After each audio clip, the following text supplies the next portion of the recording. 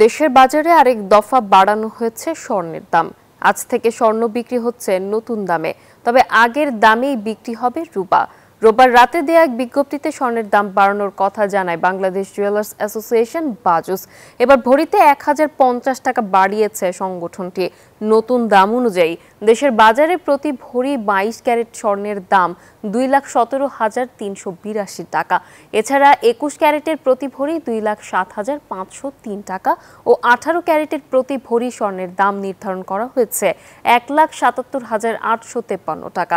আর সনাতন পদ্ধতির প্রতি ভরি স্বর্ণের দাম ১,৪৮,০৭৫ টাকা নির্ধারণ করা হয়েছে।